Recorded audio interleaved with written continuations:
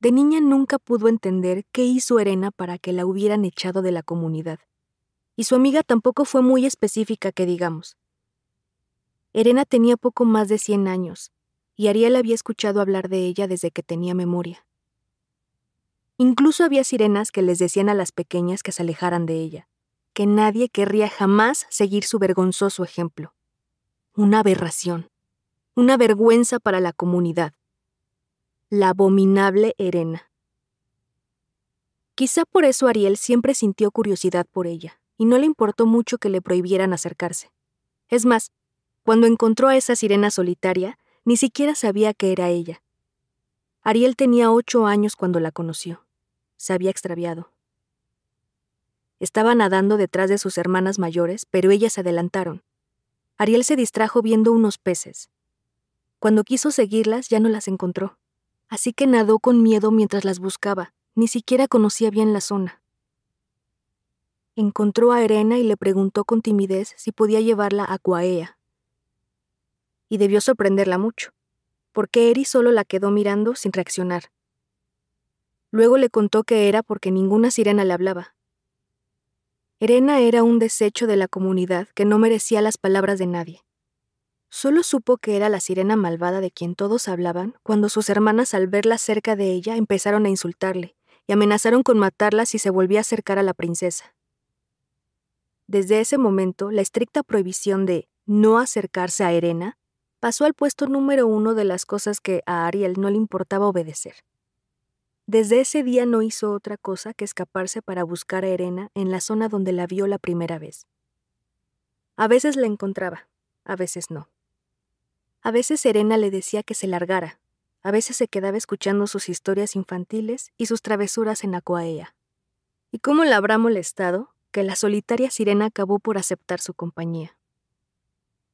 Erena era la única y mejor amiga de Ariel. De ella se decían muchas cosas, cada una más terrible que la anterior, que fornicaba con humanos y otras criaturas. ¿Y por qué era malo eso?, se preguntaba Ariel sin entender bien.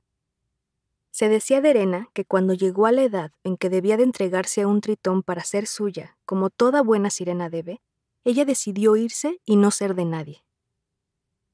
¿Se puede entender esa insolencia?, se preguntaban las sirenas a veces, y ella solo las escuchaba en silencio. Pero sin duda, el peor de sus delitos fue hacer un trato con la bruja del mar. Decían que le servía y le hacía favores atroces, como llevar colas de sirena fresca para los embrujos que hacía. Ariel sabía que nada de eso era cierto.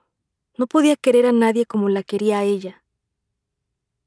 Y aunque de pequeña nunca entendió las razones de Erena para marcharse de la comunidad y convertirse en lo que era, poco después lo supo. Cuando se acercaron sus 15 años, llegaba el tiempo de salir a la superficie, de descubrir su voz. Porque aunque las sirenas dijeran hablar, no era eso lo que hacían. Ellas se escuchaban. Mirabas a una sirena y hablabas con ella. La escuchabas dentro de tu cabeza. La boca solo la abrían para comer. Por eso era genial ir a la superficie. Ahí podría hablar de verdad. Abrir la boca y descubrir su verdadera voz. Saldría algo dentro de ella, un sonido que era lo mismo que escuchaba dentro de su cabeza. Solo que esa vez sí sería real. Lo que más le emocionaba a Ariel era la idea de poder hablar al fin, de escuchar su voz verdadera. Pero sus hermanas y su padre, el rey Tritón, solo querían que ella madurara de una vez para entregarla a otro tritón joven y fuerte. Así tendría bellos tritones guerreros que los defenderían de los tiburones y las otras criaturas del mar. Estaba harta de eso, de que negociaran con su vida, de que le repitieran día y noche lo que toda sirena buena debe hacer. No podía soportar la idea de que quisieran entregarla a un tritón que sería como su cosa, la propiedad de alguien más.